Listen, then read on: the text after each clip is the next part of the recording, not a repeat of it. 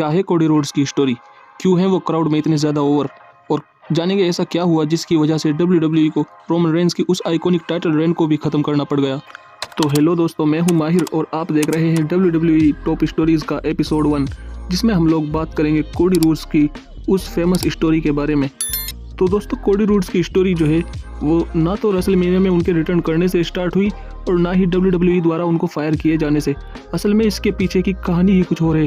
तो चलिए जानते हैं उस स्टोरी के बारे में। साल था 1997, इवेंट था WrestleMania 1, Madison Square Garden, crowds की पूरी भरमार, और मैच था Dusty Rhodes versus Billy Graham for the WWE championship, जिसमें कि बिली ग्राहम चैंपियन थे और Dusty Rhodes as a challenger लड़ रहे थे।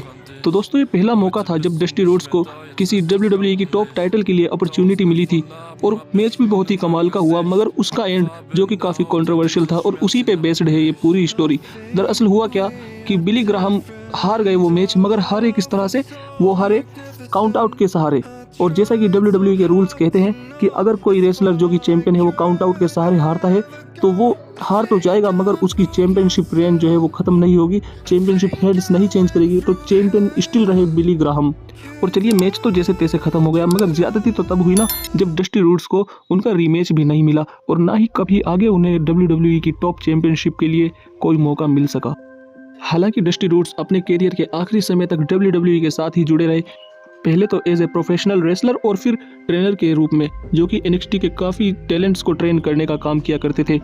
और फिर आती है रोड्स खानदान के लिए वो एक काली तारीख। 11 जून 2015 डस्टी रोड्स की डेथ हो गई, जो कि बताई जाती थी कि किडनी फेलियर की वजह से उनकी डेथ हुई। मगर जिस समय उनकी डेथ हुई उस समय उनके दोनों लड़के कोडी रोड्स और डस्टिन रोड्स WWE का ही पार्ट थे, और दोनों ही एक अनोखे प्रकार का कैरेक्टर प्ले कर रहे थे। डस्टिन रोड्स जो कि गोल्डस्ट का कैरेक्टर प्ले कर रहे थे, जो कि काफ़ी फेमस भी था शुरुआती टाइम में WWE में, मगर कोडी रोड्स जो कि स्टारडस्ट का कैरेक्टर प्ले कर रहे थे वो WWE में कंप्लीट फेलियर था। हालांकि कोडी रोड्स ने उससे पहले भी काफ़ी कैरेक्टर्स किए थे, जैसे कि वो लेगेसी का हिस्सा थे और उन्होंने डैशिंग कोडी रोड्स का कैरेक्टर भी किया, मगर कोई सा भी कैरेक्टर उन्हें सक्सेस नहीं दिला सका WWE के अंदर। और WWE में उनकी सबसे बड़ी अचीवमेंट्स थी टैग टीम टाइटल जीतना और इंटरकॉन्टिनेंटल चैंपियनशिप जीतना। और फिर तारीख आती है मई 22, 2016। Cody and Dustin Rhodes were released by WWE। उसके बाद कोडी रोड्स कुछ समय तक इंडिपेंडेंट सर्किट में रेसल करते रहे, 2016 से 2019 तक। और फिर तारीख आती है 2 जनवरी 2019। रेसलिंग की दुनिया का, या कहें तो प्रो रेसलिंग की दुनिया का एक बहुत ही बड़ा फैसला। कोडी रोड्स, केनी ओमेगा और the Young Bucks, Matt and Nick Jackson ने एक कंपनी को फाउंड किया ऑल एलिट रेसलिंग नाम से, जो कि बाद में जाकर WWE द्वारा निकाले जाने वाले रेसलर्स का एक दूसरा घर भी बनने वाली थी, जिसमें कि काफ़ी टॉप लेवल के रेसलर्स ने भी परफॉर्म किया है और अब भी कर रहे हैं। तो कोडी रोड्स AEW के वाइस प्रेसिडेंट थे और वहाँ पर उन्होंने 3 टाइम्स TNT चैंपियनशिप भी जीती। और फिर आता है 2018। कोडी रोड्स का कॉन्ट्रैक्ट AEW के साथ समाप्त हुआ और उन्होंने अपने एक लाइफ चेंजिंग फैसला लिया, जो था कि WWE के साथ रिसाइन करने का। और रेसलमेनिया 38 नाइट 1 सेथ रोलिंस को मिलने वाला था एक सरप्राइज ओपोनेंट, जो कि विंस मैकमैन ने प्रॉमिस किया था उनके लिए, और वो कोई और नहीं, वो निकलते हैं कोडी रोड्स, जो कि अब की बार ना ही स्टारडस्ट के कैरेक्टर में WWE में वापस आए थे, ना ही डैशिंग कोडी रोड्स, ना ही कोई और, बल्कि वो आए थे एक अमेरिकन नाइटमेयर नाम के कैरेक्टर के साथ WWE में वापस, जो कि उनके पिताजी द अमेरिकन ड्रीम के कैरेक्टर से मिलता जुलता था। और इस कैरेक्टर को देखकर ऐसा लगता था कि वे अपने पिताजी का वो जो अधूरा सपना था उसको पूरा करने के लिए ही WWE में आए हैं। लेकिन रिटर्न के बाद उन्होंने सेथ रोलिंस को बीट किया, और ना ही एक बार बल्कि 3 बार उनका मैच सेथ रोलिंस से हुआ। उनकी राइवलरी ट्रायोलॉजी में खत्म हुई, रेसलमेनिया बैकलैश और हेल इन अ सेल में एक हेल इन अ सेल स्टिपुलेशन का मैच, और तीनों ही बार कोडी रोड्स ने सेथ रोलिंस को हराया। और हेल इन अ सेल में तो वो टोर्न मसल के साथ रेसल किए, जो कि उनके राइट शोल्डर के नीचे साफ देखा भी जा सकता था, और वो जैसे तैसे रेसल तो कर लिए, मगर उस मैच के बाद उन्हें सर्जरी पर जाना पड़ा और WWE से लेना पड़ा कुछ समय के लिए टाइम ऑफ। फिर आता है रॉयल रंबल 2022।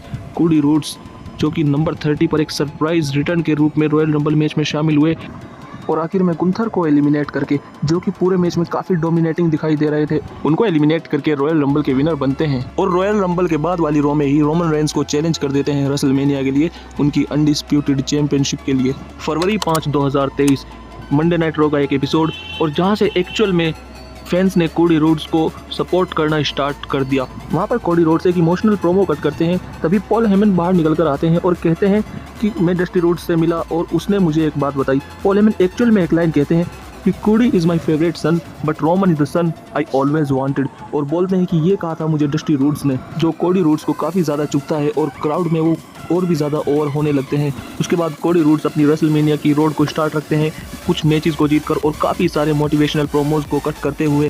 3 मार्च 2023 स्मैकडाउन का एक एपिसोड जहां पर कोडी रोड्स और Roman Reigns first time face to face आते हैं और वहां पर रोमन कोडी की काफ़ी इंसल्ट करते हैं और बोलते हैं कि ये जो मेरे पास टाइटल्स हैं, क्या कभी तुमने इनके लिए रेसलमेनिया में कंप्लीट भी किया है? तुम इनको जीतने की सोच भी कैसे सकते हो? ये एक और ऐसा सेगमेंट था जहां पर कोडी रोड्स को काफ़ी ज़्यादा छोटा और कमज़ोर दिखाया गया था WWE की तरफ से।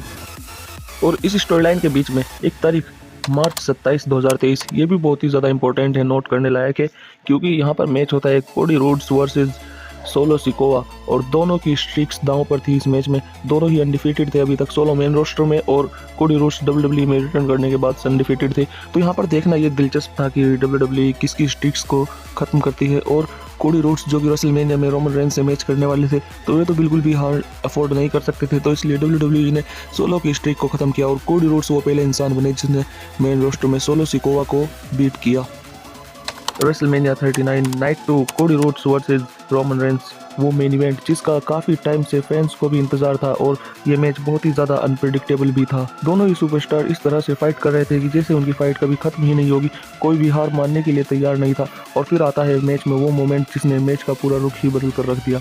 मैच के एक मोमेंट पर रेफरी डाउन हो जाता है और उसोज आते हैं कोडी रोड्स पर अटैक करने के लिए और सेमी ज़ेन और केविन ओवेंस उसमें कोडी के बचाव के लिए आते हैं। आपको यहाँ पर यह भी जानना बहुत ही ज़रूरी है कि केविन ओवेंस और सेमी ज़ेन ने पिछली ही रात उसोस की काफ़ी लंबी टाइटल रेन को ख़त्म किया था और वे बन गए थे नए अनडिस्प्यूटेड टैग टीम चैंपियंस। तो इनकी पुरानी हिस्ट्री भी थी और दोनों ही केविन ओवेंस और सेमी ज़ेन अपने अपने फिनिशर्स रोमन रेंस पर हिट करते हैं और वहाँ पर ऐसा लगता है कि रोमन रेंस हार जाएंगे, मगर रोमन रेंस फिर भी कर देते हैं kick out. Cody Rhodes Roman Reigns को एक बार क्रॉस रोड्स मारते हैं, दूसरी बार क्रॉस रोड्स मारते हैं और जब तीसरी बार मारने के लिए तैयार होते हैं तो पीछे से एक शख्स उन पर अटैक कर देता है और वो कोई और नहीं, वो होते हैं सोलो सिकोवा, जो कि अपनी समोवन स्पाइक से कोडी रोड्स पर अटैक कर देते हैं।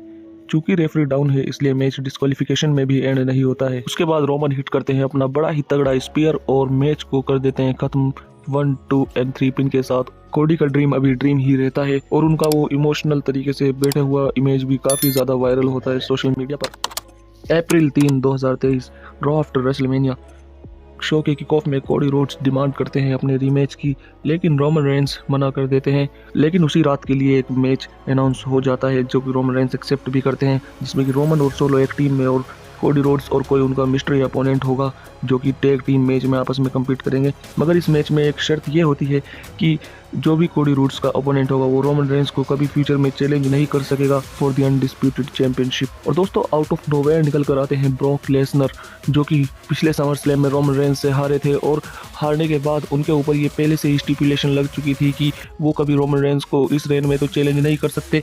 तो ब्रॉक लेसनर पर इस नई वाली स्टिपुलेशन का कोई फ़र्क नहीं पड़ने वाला था। दोस्तों ब्रॉक लेसनर की रोमन रेंस से काफ़ी ज़्यादा पुरानी हिस्ट्री है, उस पर भी हम वीडियो बनाएंगे। आप चैनल को सब्सक्राइब करके रखिए ताकि जब वो वीडियो आए तो आपके पास नोटिफिकेशन सबसे पहले पहुंचे। और जब ब्रॉक लेसनर आते हैं पॉल हेमन काफ़ी ज़्यादा शौक में होते हैं, क्राउड भी काफ़ी ज़्यादा शौक में होता है और कोडी रोड्स काफ़ी ज़्यादा खुश होते हैं और ब्रॉक लेसनर कोडी रोड्स को हग करते हैं। और आज के मेन इवेंट के लिए मैच अनाउंस हो चुका है, Brock Lesnar and Cody Rhodes versus solo Sikoa and Roman Reigns. मगर शो के मेन इवेंट में कुछ ऐसा होता है जिसकी किसी ने कल्पना भी नहीं की थी। चारों सुपरस्टार्स रिंग में खड़े होते हैं। सैमंथा इरविन जो कि रिंग अनाउंसर हैं अनाउंस करती है मैच को और बेल के रिंग होने से पहले ही ब्रॉक लेसनर अटैक लॉन्च कर देते हैं, किसी और पर नहीं बल्कि कोडी रोड्स पर। पहले तो वो F5 मारते हैं कोडी रोड्स को और फिर काफ़ी ब्रूटली अटैक करते हैं उनके ऊपर और उनको पूरी तरह से तहस नहस कर देते हैं। तो दोस्तों Cody Rhodes versus Brock Lesnar ये राइवलरी भी एक ट्रायोलॉजी है और आपको बता दें इनका match backlash, night of champions और समर स्लैम में हुआ, जिसमें कि 2 बार कोडी रोड्स ने ब्रॉक को हराया और नाइट ऑफ चैंपियंस में पाउस आउट होकर कोडी रोड्स ब्रॉक लेसनर से हारे थे। जो उन दोनों का मैच समर स्लैम में होता है उस पर भी काफ़ी ज़्यादा कंट्रोवर्सी बनी है, क्योंकि रिंग साइड पर कोडी रोड्स ब्रॉक लेसनर को चेयर से अटैक करते हैं, जो कि रेफरी क्लियरली देखता है, मगर मैच डिस्क्वालिफिकेशन में एंड नहीं होता है। और मैच के बाद ब्रॉक लेसनर कोडी रोड्स से हैंडशेक करते हैं और पास द टॉर्च वाला मोमेंट क्रिएट करके वहां से जाते हैं। ब्रॉक से अपनी राइवलरी को सेटल आउट करने के बाद कोडी रोड्स कुछ टाइम तक जजमेंट डे के साथ बिजी रहते हैं और वही जे उसो को स्मैकडाउन से रॉ में लाने का भी काम करते हैं और जे उसो के साथ वो टैग टीम चैंपियनशिप्स भी जीतते हैं। Royal rumble 2024 Cody Rhodes number 15 पर आते हैं और सरप्राइजिंगली मैच को जीत जाते हैं। हालांकि रूमर्स का ये कहना था कि सीएम पंक इस मैच को एक्चुअली जीतने वाले थे, मगर उनकी इंजरी की वजह से कोडी रोड्स अंत में सीएम पंक को एलिमिनेट कर देते हैं और मैच के तुरंत बाद वो रोमन रेंस की तरफ इशारा करके उन्हीं को ही चैलेंज कर देते हैं उनकी अनडिस्प्यूटेड चैंपियनशिप के लिए।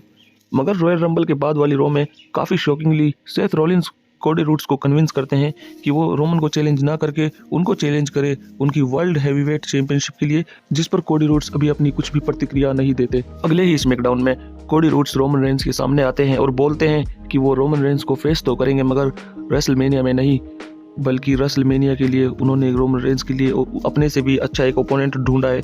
और तभी एंट्री होती है द रॉक की और रोमन रॉक का वो आइकॉनिक फेस ऑफ भी उसी स्मैकडाउन में होता है। कोडी रॉक को हक करके वहां से चले जाते हैं और इसके बाद शुरू होता है वो फैंस का वो खतरनाक मूवमेंट, जिसकी वजह से आज कोडी रोड्स हैं आपके WWE अनडिस्प्यूटेड चैंपियन। उस सेगमेंट के बाद सोशल मीडिया पर हैशटैग वी वांट कोडी भी काफी ज्यादा ट्रेंड करता है और अगली रो में रॉक को आउट ऑफ नोवेयर क्राउड की तरफ से काफी ज्यादा बू और कोडी को और भी ज्यादा चीयर देखने को मिलता है। और कोडी रोड्स रॉ पर सोशल मीडिया अकाउंट्स पर हर जगह अपने फैंस को अप्रिशिएट करते हैं। और फिर आता है वो WrestleMania kick off press event, जहां पर रोमन रेंस कहते हैं रॉक को कि वो होंगे मेरे रेसलमेनिया के अपोनेंट, क्योंकि किसी और के अंदर वो बात ही नहीं है जो मुझसे रेसलमेनिया में मैच कर सके। और तभी कोडी रोड्स आकर कहते हैं कि मैंने रॉयल रंबल जीता है तो ये फैसला मेरा होगा कि मैं किसको चूज़ करूंगा रेसलमेनिया में, और मैं चूज़ करता हूं रोमन को।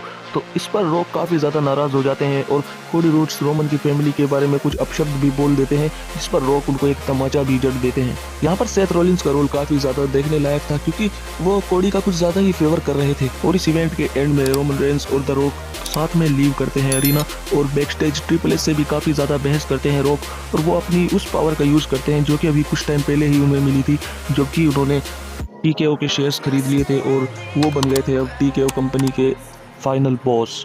उससे अगले ही रो में सेथ रॉलिंस कोडी रोड्स के सामने आते हैं और उनके उस डिसीजन के लिए उनको अप्रिशिएट करते हैं और वहाँ पर वो अपनी वो फेमस लाइन बोलते हैं, I will be your shield. अगले स्मैकडाउन में रॉक और रोमन साथ में रिंग में खड़े होते हैं और वहाँ पर रॉक रोमन को ज्वाइन करते हैं, ब्लड लाइन को ज्वाइन करते हैं और अपने अथॉरिटी वाले फिगर को ही दिखाते हुए बोलते हैं कि वो अपनी पूरी पावर का यूज़ करेंगे और कोशिश ये करेंगे कि कोडी किसी भी तरह से वो मैच ना जीत पाए। तो दोस्तों यहाँ से रॉक का पूरी तरह से हिल टर्न हो चुका था और अब स्टोरी लाइन में काफ़ी ज़्यादा मज़ा आने वाला था। इसी बीच एक तारीख और नोट करने लायक है, फरवरी 19 2024, जहाँ पर कि Cody Rhodes versus Drew McIntyre का 1-on-1 मैच होता है और यहाँ पर ड्रू मैकिंटायर कोडी रोड्स को क्लीन पिन करके हरा देते हैं। तो ये रेसलमेनिया के मैच से पहले काफ़ी बड़ी हार थी उनके लिए। एलिमिनेशन चैम्बर इवेंट में रॉक को कोडी रोड्स चैलेंज करते हैं 1-on-1 मैच के लिए, मगर 1 मार्च के स्मैकडाउन में रॉक उस मैच के लिए डिनाई कर देते हैं और अपनी तरफ से एक चैलेंज रखते हैं रोमन रेंस और रॉक एक टीम में और कोडी रोड्स और सेथ रॉलिंस एक टीम में biggest WrestleMania tag team match के लिए। तो दोस्तों रॉक ने यहाँ पर कुछ शर्तें भी रखी इस मैच के लिए।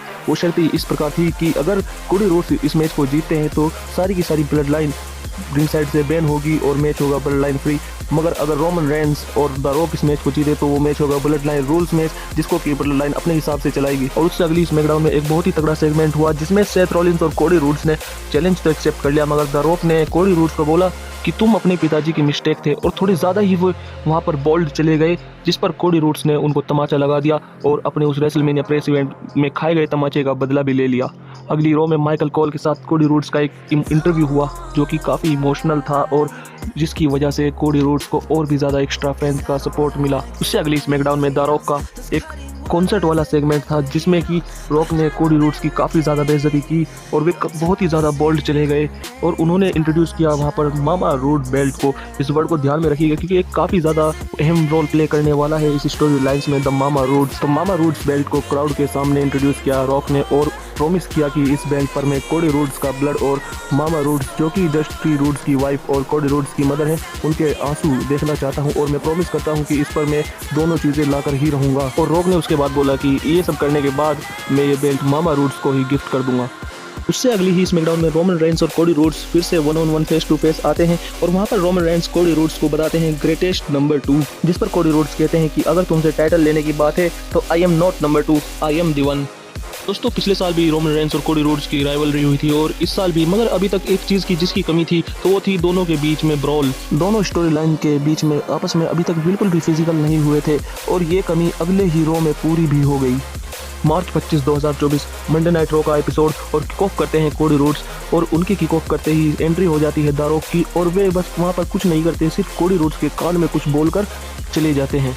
पूरे रॉक के एपिसोड में यही सस्पेंस था कि रॉक ने कोडी रोड्स के कान में क्या बोला और कोडी से अगर पूछा गया कि रॉक ने तुम्हारे कान में क्या बोला तो कोडी ने इसका ये जवाब दिया कि उसने एक ऐसी चीज़ बोली जिसको वो कभी भी पूरा नहीं कर सकता। मगर दोस्तों इसका जवाब जानने के लिए हमें ज़्यादा लंबा इंतजार नहीं करना पड़ा। उसी रॉक के एंडिंग मोमेंट्स में कोडी रोड्स पर एक ब्रूटल अटैक होता है और वो अटैक कोई और नहीं बल्कि करते हैं द रॉक। दोस्तों वो अटैक इतना ज़्यादा ब्रूटल होता है कि द रॉक पूरी तरह से बस्टेड ओपन हो जाते हैं, उनके फेस से खून निकलने लगता है और जैसा कि रॉक ने कहा था कि उस मामा रूट्स बेल्ट पर वो कोडी रोड्स के ब्लड को लगाएंगे, उसी तरह से उन्होंने किया, उस पर उनके ब्लड को लगाया और आखिर में एक घिनौनी हरकत भी करके गए। वो कोडी रोड्स के मुंह के सामने थूक कर उनको ऐसे ही गिरा हुआ छोड़कर चले गए। और रॉक की इस अटैक की खास बात ये भी तो थी ना कि वे सिर्फ कोडी को पीट ही नहीं रहे थे बल्कि बहुत ही ज़्यादा ट्रेश टॉक भी कर रहे थे उनकी और उनके फैमिली के बारे में और यही इस स्टोरी लाइन का मेन मोटिव भी था। मेन जो इस स्टोरी लाइन को बनाने का जरिया था वो यही था कि काफ़ी ज़्यादा ट्रेश टॉकिंग इस स्टोरी लाइन में हुई थी। और द रॉक और रोमन रेंस यहीं पर ही नहीं रुकते बल्कि अगले हफ्ते की रो में भी दोनों सेथ रॉलिंस और कोडी रोड्स की काफ़ी ज़्यादा धुलाई करते हैं।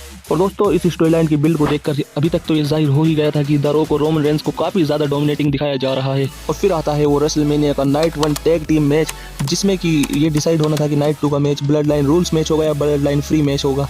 और दोस्तों मैच में सबसे पहले तो द रॉक की एंट्रेंस काफ़ी ज़्यादा कूल और काफ़ी ज़्यादा डैशिंग एंट्रेंस के साथ रॉक ने इस मैच में एंटर किया और उसके बाद पूरे मैच में दोनों ही टीम्स की तरफ से काफ़ी ज़्यादा ब्रूटल अटैक्स, ब्रूटल मोमेंट्स हुए और मैच को अंत में द रॉक और रोमन रेंस की टीम जीत जाती है। दोस्तों मैच को खत्म करने का तरीका भी WWE का काफ़ी इंटरेस्टिंग था। वहाँ पर कोडी रोड्स पिन होते हैं द रॉक के द्वारा और दोस्तों ये भी ऑफिशियल हो गया था कि जो नाइट 2 में रोमन रेंस और कोडी रोड्स का मैच होगा वो होगा ब्लड लाइन रूल्स मैच। जाते जाते द रॉक कोडी रोड्स की मदर को कहकर जाते हैं कि तुम्हारा लड़का, तुम्हारा बेटा यही चीज़ें डिजर्व करता है, इससे ज़्यादा वो कुछ नहीं कर सकता। दोस्तों इन सभी रेसलर्स ने जिस तरह से टॉकिंग्स कर करके प्रोमो दे करके स्टोरी लाइन को और भी ज़्यादा इंटरेस्टिंग बना दिया था।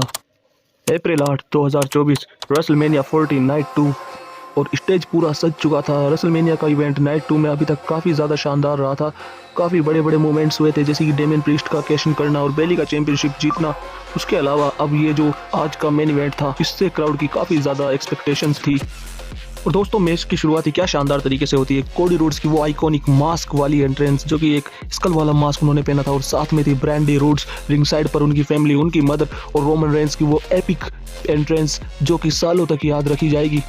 और मैच काफ़ी हाई पेस पर शुरू हुआ। शुरुआत से ही दोनों रेसलर्स ने काफ़ी ज़्यादा एथलेटिक मूव्स का परफॉर्मेंस किया और दोनों एक दूसरे के मूव्स पे ट्राई कर रहे थे, जैसे रोमन रेंस का कोडी रोड्स को क्रॉस रोड्स लगाना और कोडी रोड्स का रोमन रेंस को स्पीयर लगाना, मगर कोई भी हार मानने के लिए तैयार नहीं था। कोडी रोड्स ने कई बार रोमन रेंस को क्रॉस रोड्स लगाया मगर जिमी ऊसो ने आकर वहां पर पिन को ब्रेक कर दिया, जिसके इक्वलाइजर के लिए जे ऊसो आए थे।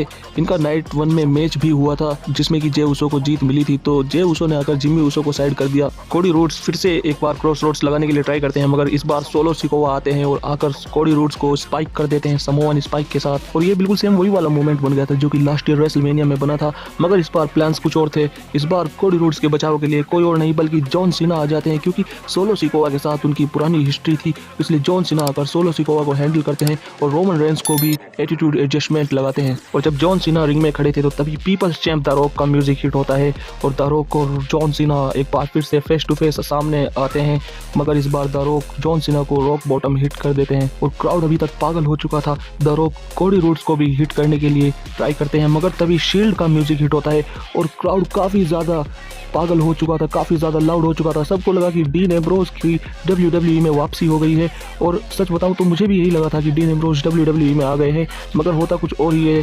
यहाँ पर सेथ रॉलिंस निकलते हैं शील्ड के वेस्ट के साथ और सेथ रॉलिंस के हाथ में होती है स्टील चेयर। मगर एक मोमेंट ऐसा बनता है कि कोडी रोड्स और सेथ रॉलिंस दोनों अपने घुटनों के बल हैं और रोमन रेंस को चूज करना है कि वो कोडी रोड्स को मारे या फिर सेथ रॉलिंस को। और वहाँ पर रोमन रेंस ने सेथ रॉलिंस को प्रायोरिटी दी, जिससे ये भी साफ दिखता है कि सेथ रॉलिंस की स्टोरी को फिनिश करना रोमन के लिए ज़्यादा इंपॉर्टेंट है कोडी रोड्स से भी। तो WWE ने काफ़ी सारे मेटाफर्स का यूज़ किया और काफ़ी सारी पुरानी स्टोरी लाइन्स को दिखाया इस मैच को और भी ज़्यादा शानदार और आइकॉनिक बनाने के लिए। दारोक अब भी रिंग में मौजूद हैं और तभी एक गोंग बजता है और अंधेरे से अपीयर होते हैं दी अंडरटेकर।